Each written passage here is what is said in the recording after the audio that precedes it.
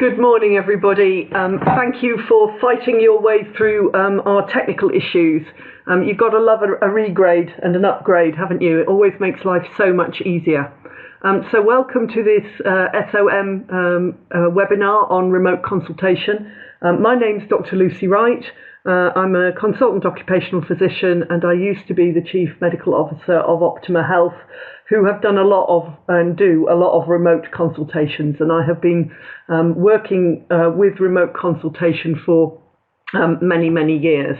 For those of you who don't know me, I will assure you that this is actually not going to be an IT tech call, which is a great relief to all of us, having had the fun we've just had getting in, I'm sure. Because if you have ever met a more technically inept person than myself, they're probably not even standing upright. What I would just like to do is talk about what we can do as practitioners and the things we need to have done and to know and how we work, the methods of working that actually mean that a remote consultation gives you a useful outcome, even though you're not seeing the patient. I'll be addressing the concerns that people have about methods of consultation, and it doesn't really matter whether we're talking about video consultations, Skype consultations, instant messenger, or telephone. Pretty much the basic premise of how you have to work in all those areas is exactly the same. Preparation is absolutely key. And then I will talk about what you do when you contact the patient, the assessment, keeping notes, writing the report, and then also just quickly what you do afterwards, because there is a skill to being a person locked up in their study or in their front room or in their dining room or the spare bedroom or wherever it is that we're all working from at the moment, and actually dealing with patients. So I just want to start with the potential concerns. There are a lot of concerns, and I meet them all the time, both from practitioners, patients, and employers. And I've summarised them on this slide. Pretty much, they're batched into, I'm no good with IT, and that's you or the patient. Sometimes it's the employer too. It won't work is the other worry, as many of us will probably have just a bit of a sympathy for with the fight that it took to get in just to this. It'll be a bad patient experience. Just to reassure you, it usually does work, and usually at the end of my assessments, the patients tell me that it was absolutely fine and they were surprised by how well it went. So if you plan it and you know what you're doing and you keep control of the patient interaction, it works just fine. Most practitioners, we're all trained in actually seeing patients face to face, and there's a real field from both patients and employers that patients have to be seen. My favourite referral from a manager was that it had to be a face-to-face consultation in the occupational health department at this workplace because the individual had piles. I've always rather enjoyed the thought that that manager obviously thought that I would be personally examining the piles of the individual in order to give him an outcome summary report or a final report. I can assure you I don't examine piles even when I am seeing people face-to-face. There's often worries by the practitioner and the employer that the patient can lie, and there's worried by the practitioner that they won't believe what's going on, but also the patient and the employer can be very, very worried that that they won't be believed. If they can't be seen, they won't be believed. So let's start and go through all of those one at a time. So no good with IT. Well, first off, if you're doing telephone consultations, they only require you to be able to use your phone. Not necessarily an easy event if you've got a current modern smartphone, but most of us have actually mastered using the phone. If you're going to be typing or writing and you're going to be doing more than one, and you're in an area where loudspeaker on your phone won't work, then you would need a Bluetooth or a wired headset. Bluetooth headsets, awfully easy to connect to phones, I can assure you, even I can manage that. But you do have to, you can't hold a phone in the way that you normally do.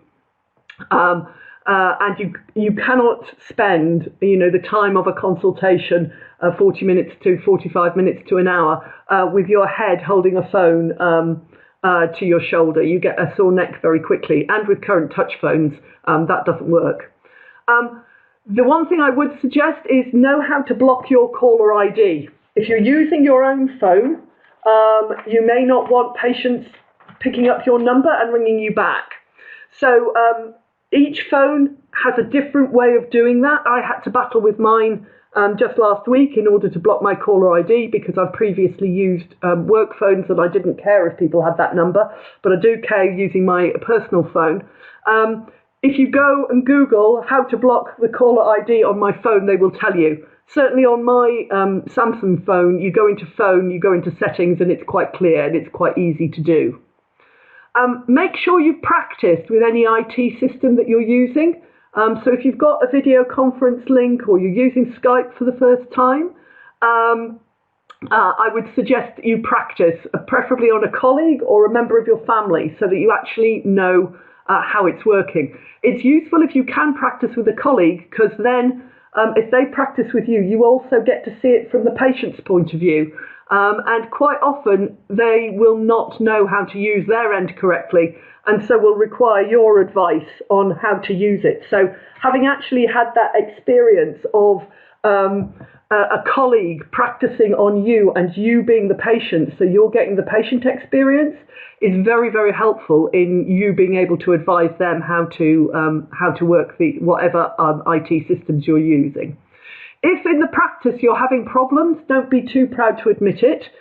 Get help from any technical support you've got.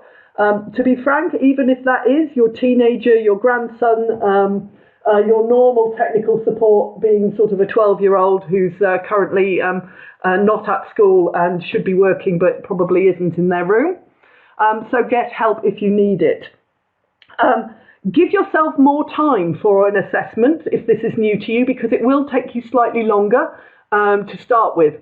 You may find that once you get slick at it, it is actually quicker, because quite a lot of the interaction with going to collect a patient, getting them settled in the room, all of that is much quicker on the phone. And the only other thing I would suggest that you do prior to starting is that you check your professional indemnity insurance. If you are going to be doing assessment with people who are currently not in the UK, because for most of us, our professional indemnity insurance only covers us if we are working with people in the UK and Northern Ireland. So even in ERA, our insurance will not cover us, and you will need to get a specialist insurance for that.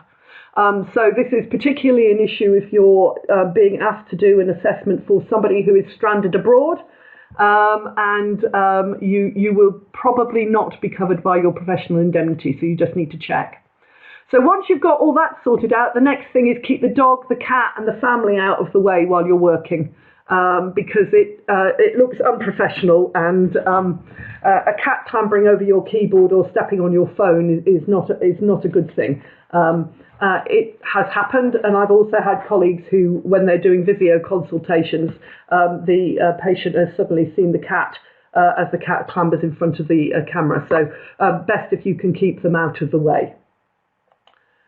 So it won't work, or it'll be a bad patient experience. Well, it's now working in primary and secondary care, and NHS physiotherapy has been doing remote consultations and treatments for at least 5 years. And my personal view is if a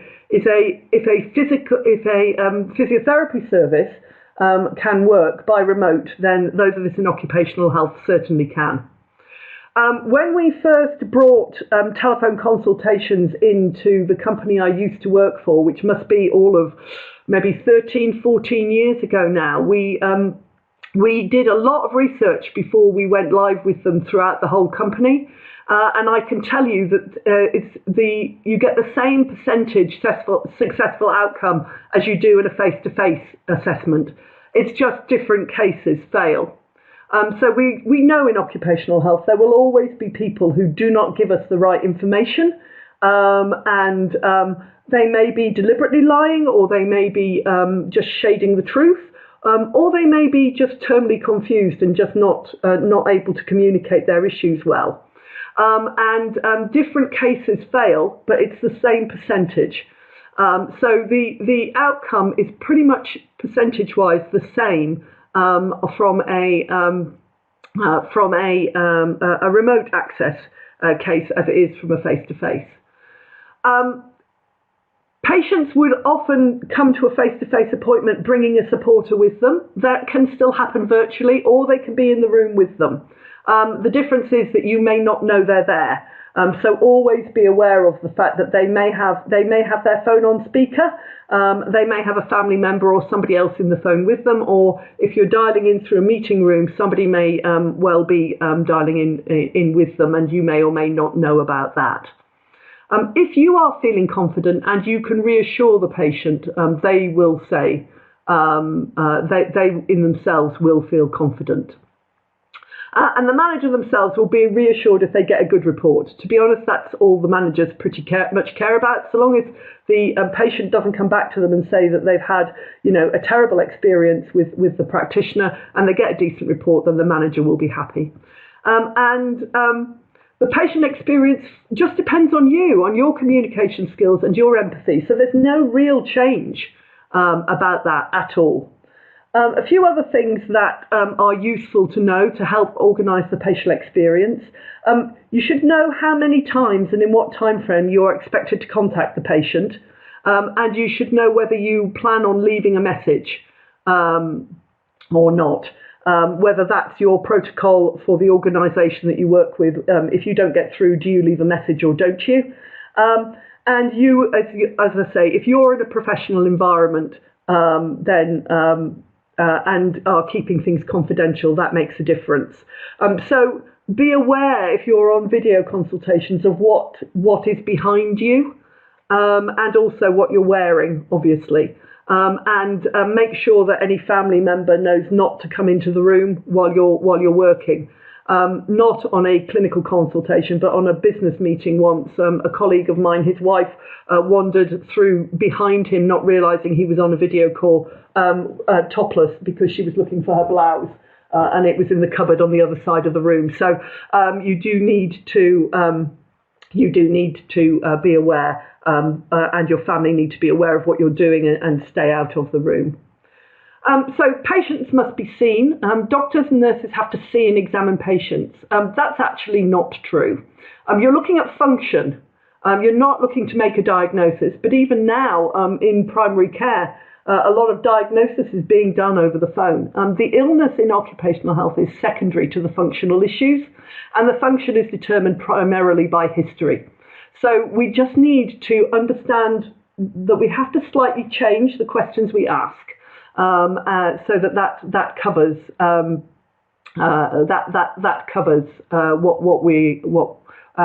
we're doing, and our preparation is. We need actually to think, what is the outcome I'm trying to get from this, and then frame our questions around that.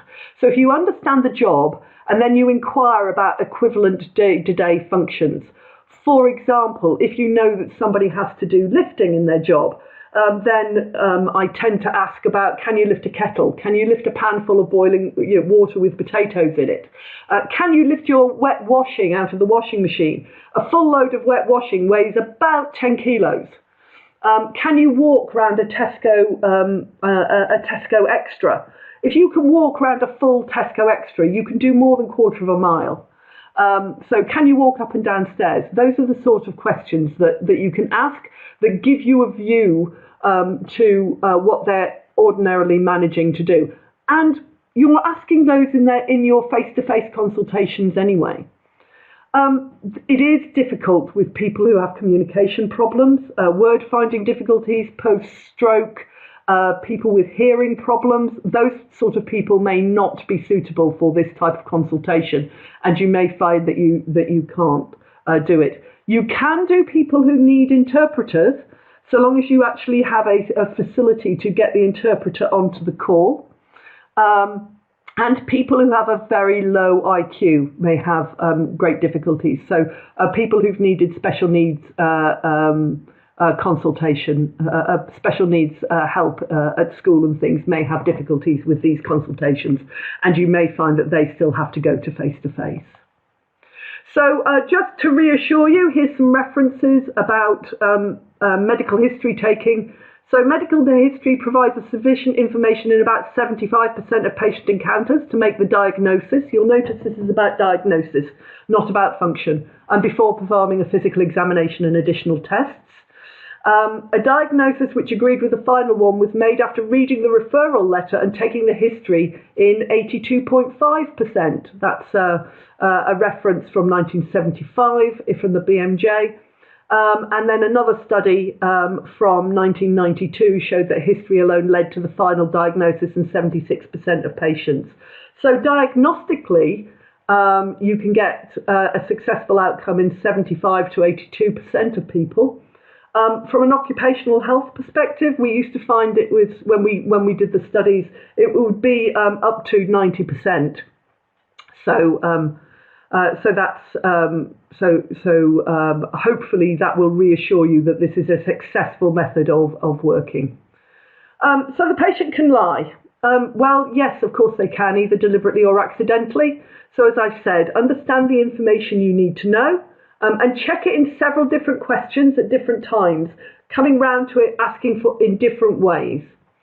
The practitioner won't believe the patient. If the patient is worried about that, that will definitely impact on their nervousness about and their unhappiness about the call. So your skill and empathy is needed here. You need to translate your usual visual feedback into verbal. So if you're normally nodding and smiling, you need to find some way of bringing that through into a verbal and something that they can actually hear. If you're unsure about what they mean, ask for examples and regularly repeat what you've heard. So what I've heard you said this is, or I just want to clarify my understanding. What I think you've told me is this. And if you do that every so often, then they understand that you're listening to them. They understand that you understand their problems, their issues, and their difficulties. So contacting the patient. So first, understand how to use your equipment. I can't stress enough, understand how to use your equipment. Have practiced. Have the patient's contact details and record your contact attempts in the records. They may be not able to use the equipment, so if possible, be able to offer advice. Know if the assessment is being recorded, if it's being stored by you or by your employer. So I'm getting lots of questions around is Skype compatible with the GDPR? The answer to that is if it's not being recorded, yes. If it is being recorded, probably no.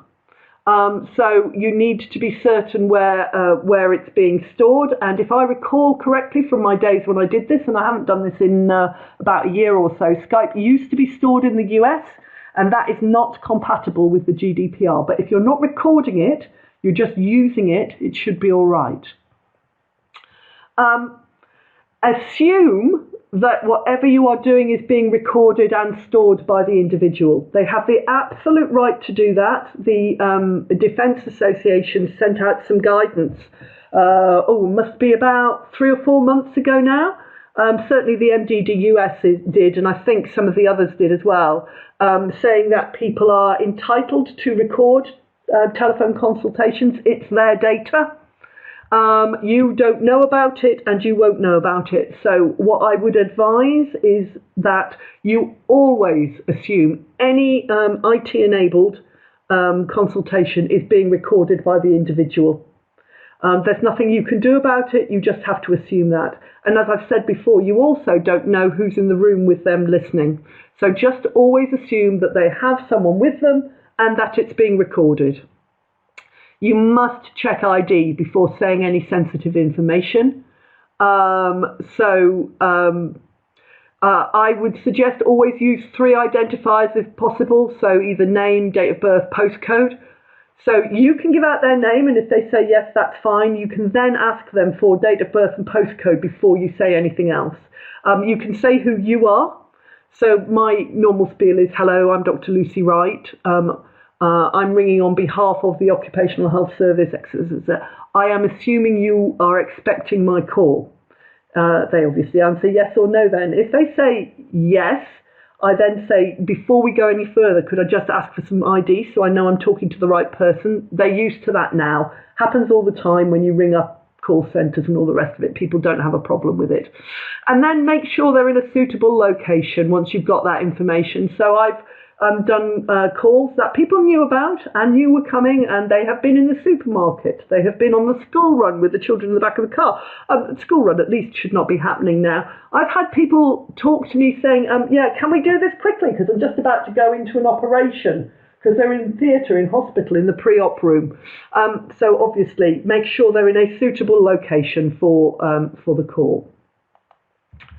So once you move on to the assessment, it's really vitally important to be clear about who you are, your role, and the purpose and structure of the assessment, and then check that they understood. The problem is when you can't see somebody, you can't see the nods and the comprehension or the look of puzzlement. So, clearly explain who you are. Clearly explain what your practitioner role is, who you're working for, the purpose, the structure of the assessment. Explain record keeping and storage so that you will be taking notes. It goes into their record. Who holds those records? And if you are recording it, explain that as well. Explain the final outcome and their rights in relation to the report. And again, at each of those points, check their understanding. And then get and record verbal consent to proceed. Obviously, if the consultation is being recorded and stored, you don't need to write it down, although I would always recommend that you do that as well. Remember that you're not there to diagnose, so the important issue is function, so get all the information you can about their function, and check your understanding often. If they say something that doesn't sound quite right, or it clashes with something they've said before, loop round, go round again and ask again. And what I find is it's always helpful to be saying to people, and is there anything else that you think you've forgotten to tell me? Because it's slightly more difficult for them to get their flow when they're on a telephone or on a video recording. If you type the report during the assessment, you can ring off, type it and ring back to read it out. That's what I do. It works really, really well. It is quite difficult to keep people online when you're not talking to them, when you're typing and they can't see what you're doing. So I always say to them, I'll ring you back in about 15 to 20 minutes to read the report through to you to check that you're happy with it. They're always very comfortable with that, and in fact, they quite like it. And then read out the report. And again, check their understanding. They know who it's going to, what the purpose of the report is. They know their rights. And then get and report verbal consent to the production. Check if they have any outstanding issues. If they don't, that's fine. Close the assessment. Then switch off the connection and check it's off. It's so easy to think that you've turned one of these things off and they're still on and they can still see what you're saying and what you're doing. And if you then, have the battle with the cat, or your partner comes in topless to get their blouse, then at least everything is switched off. So afterwards, make sure the connection is actually broken. And make sure that you move around, because it's so easy when you're doing telephone or Skype consultations to stay sitting at your desk. Get up, move around. If you were doing a face-to-face, you'd be up, let people in the door, saying hello to them. In the old days, shaking hands with them when we were still allowed to do that. So do move around, because you can find that you're sitting down for a very long time. And just finally, have confidence that it will get quicker and easier. It really will. It is a very, very efficient method of working. It works beautifully. And if you have confidence in it, your patients will. And it all works well as long as you check and check again. Just assume nothing. Just keep checking. Prepare well, have confidence, and then check. And it will all work absolutely fine. Now, I can see that we have quite a lot of questions. Hi, Masood. Is personal Skype compatible with the GDPR? Well, I think I've answered that. It depends on whether you're storing it, but I think personal Skype is mostly stored in the US, so if you're storing it, no. But if you're not storing it, it should be fine. Zoom, I don't know. I never used Zoom when I was looking it up, so I'm afraid you'll have to look up on the internet where Zoom is stored. The GDPR says that any tools that we store personal information on, and this is sensitive personal information, must be held in the European Economic Area. So if it's stored in the US, it will not be compatible with the GDPR.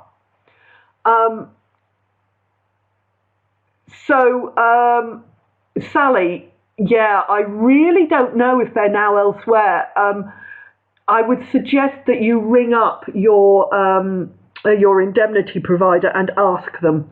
Certainly in the past, when I've done telephone consultations with people who are abroad, even though I am in the UK, I've had to get specialist indemnity for that.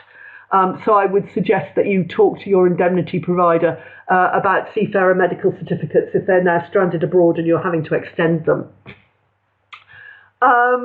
So how long would you advise doing a telephone assessment on my very first interview with an MSK or mental health case? So I use telephone. I can do them in an hour, but I'm well set up now. So if you haven't, in fact, from my days in Optima, I could do them in 40 minutes, but that's a push. An hour to an hour and a quarter. If you've already got your template set up and you've worked it out, probably your first one, give yourself an hour and a half, and then you can bring it down. But you should easily be able to do it in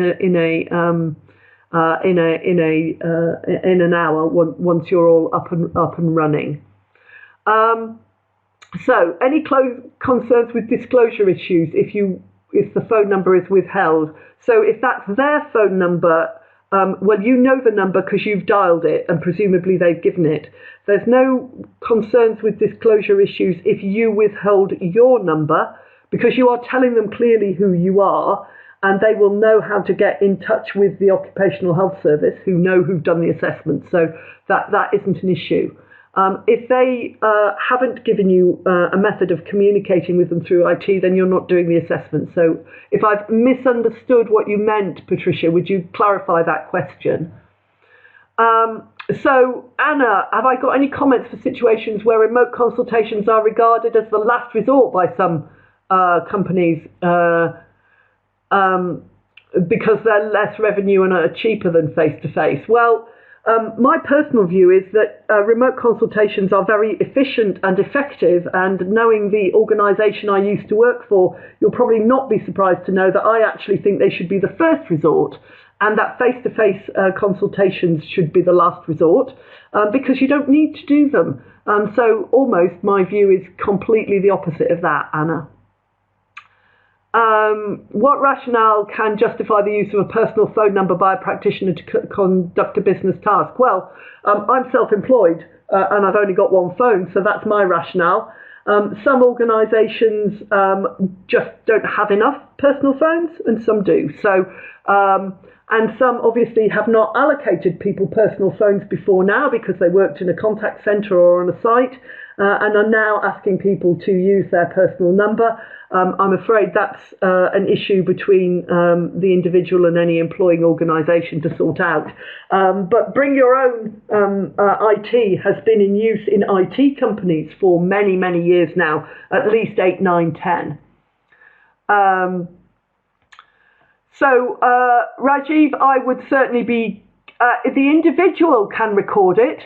So this is a question of Skype consults can't be undertaken unless it confirmed they're not recorded. The individual can record it, and I would take advice, but whether it would be okay to record it and then immediately delete it, I don't know. So Harry, you've said, is it better not just to send them the reports to you as a default? You certainly can send them the reports. I have never done that. I've always read it out to them, read it to them once, twice, 3, 4 times if that's what's required for them to understand the report. And I've never, ever, ever had a problem with that. But obviously people are still entitled to have a copy of the report if they want. And if you want to do that, that's fine. Obviously some people want to see the report anyway before it's sent. So, Rajiv, teleconsults are compatible with the GDPR wherever the information is recorded, if it's recorded by the individual, because it's their personal information and where they choose to store it is their business. It is only compatible if it's recorded on the business side, on the practitioner side of that equation, if it is stored in a storage area that is correctly secured and is held in the European Economic Area.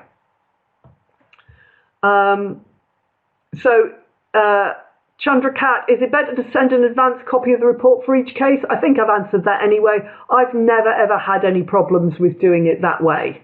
But I have always read it out to individuals. Debbie, would I recommend recording consultations myself? So you need to think about it. If you are a practitioner and you wish to record consultations, you obviously then have to set in place all the protocols that are required for that, including registering with the ICO, having the correct storage, having all the data protection information so that individuals have it, and having policies and procedures yourself around how long you keep these recordings for, what you do with them, and how you delete them. It is actually quite difficult. There is a lot to be said for recording consultations. There are pros and cons on each side. A lot of the providers are now starting to consider it because a lot of the patients are recording them anyway. I'm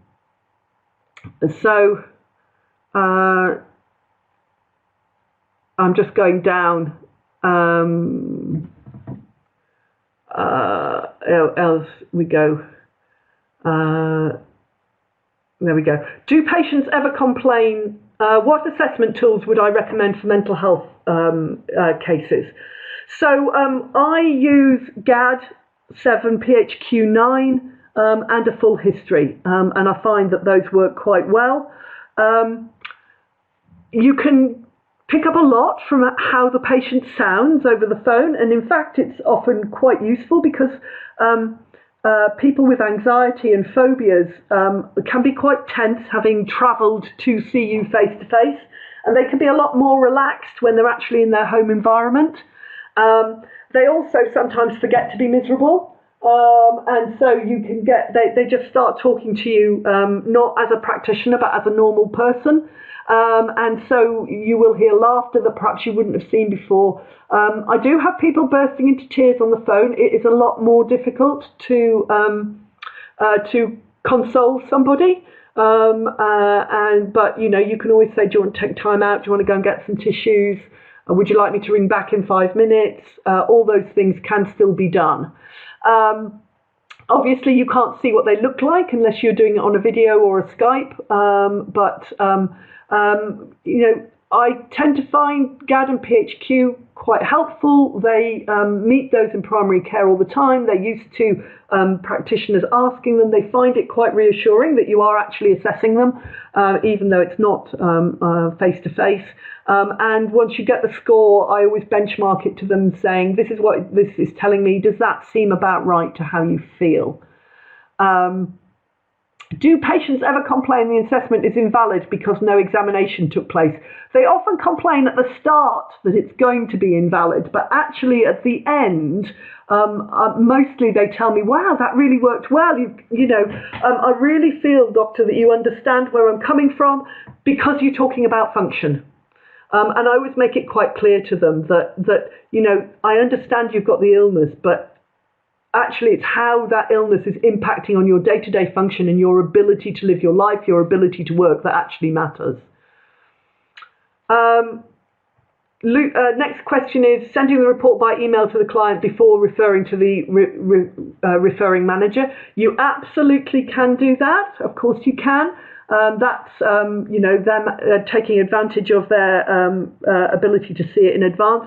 If you are sending reports by email, please do take care. Those of you who know me know I'm absolutely obsessed about data protection.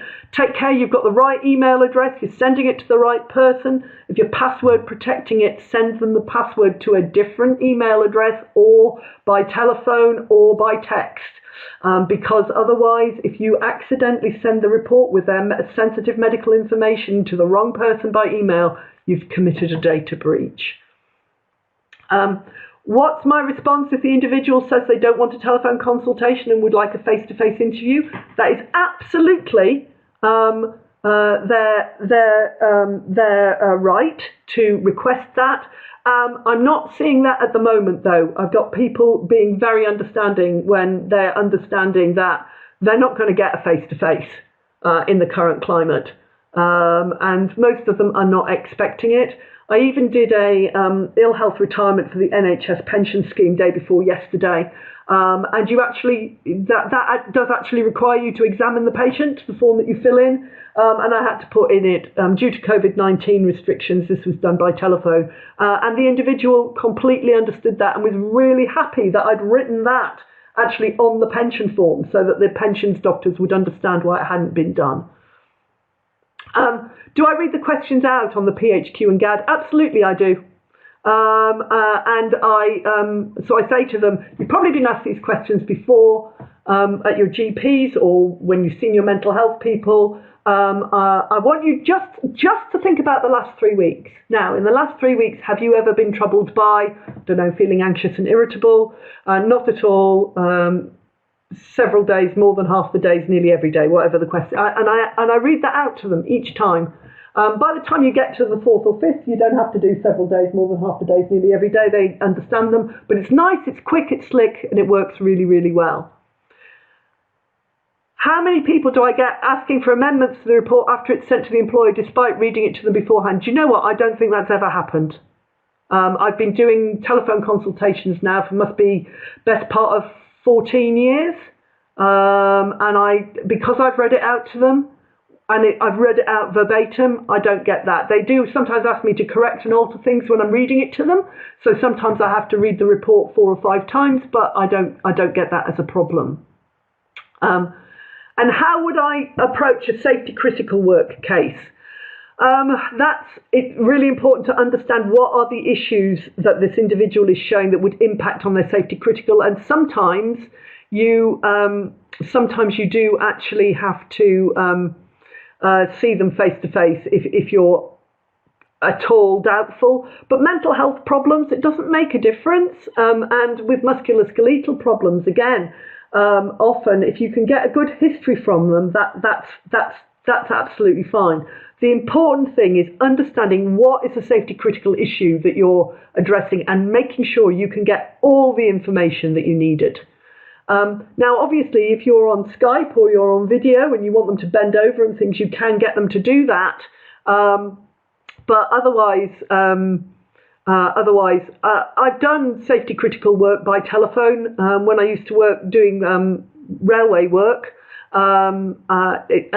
and also police and prison officer work I've done by phone as well.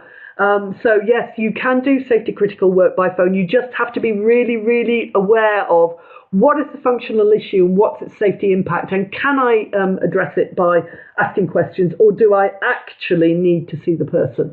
And most of the time you'll find you don't actually need to see them once you sit down and work out, can I find out that information for other ways? Now, obviously, if people lie to you or they deliberately withhold information, that's different. I did once have a gentleman who told me he was absolutely fine to go back to work.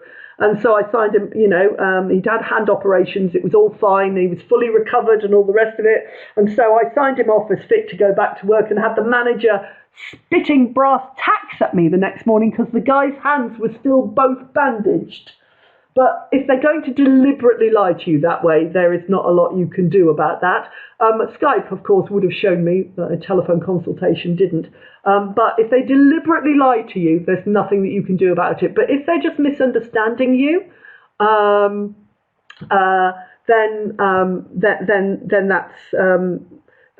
that can be sorted out by you going round the loop again and clarifying and checking in and asking in a different way. Posting reports, do I always get signed for delivery? Absolutely. That way I know that it has been delivered to the address, and if there's ever any query, particularly if you are working under the theory that you've got, I'm posting you this report so that you can see it. If you don't get back in touch with us within 5 days, we'll send it. You can only do that if you know it's actually been delivered. Lovely. Sally is saying that she's happy to talk to people if they're talking about ENG, so I will let Sally sort that all out with you offline later. Do I find that video assessment is more effective than telephone? To be honest, Darren, I don't know. I have never done video assessments. They're just coming in now in most of the organisations. Certainly, I find for the vast majority of cases, telephone is fine. For things like halves and things like that, I suspect that video would be better. But to be honest, most people who get vibration white finger, it's not going to happen at the time anyway. And you're often waiting for them or asking them to send you a picture. If they can show you it on the screen, fine. Otherwise, you'll have to find some other way of it. Pooja, I haven't had any safety critical work cases that have challenged my consultation. No, I haven't. Often because during the course of the getting the history, going round it again, getting more examples from them, even if they felt they couldn't go back to work and I'm feeling that they could at the end, they've often come to that conclusion themselves because of all the examples that I'm asking for in what they're doing in their day-to-day life. Now, sometimes we've said, yeah, at the end I've gone, obviously you would normally walk 15 miles in the course of your shift, and you're not doing that at the moment, so we might have to help you build up your stamina. They're fine with that. But quite often, going round the loop, looking at their different function, the different things that they're actually doing in their day-to-day lives, then they come to the conclusion themselves that they're able to come back to work. I've only ever had one person that I couldn't assess in this way, and he was not a safety critical worker. He had taken to his bed at home, and he did nothing. When I say he did nothing, he did nothing.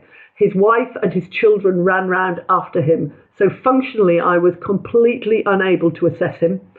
His GP had admitted him into the local cottage hospital for physiotherapy and occupational therapy because the GP was of the view that there was nothing wrong with him, and he needed to get up and about and start moving, and he had discharged himself back home. And when you actually inquired into his social situation, there was a lot of abnormal family dynamics going on there, and his illness, and I use the word in inverted commas, was the only thing holding his family together. So there were a lot of issues there. And that in itself told me about the functional ability that we were going to be able to get out of this person, namely zero, because what he was using his illness as a pretext for holding his family together.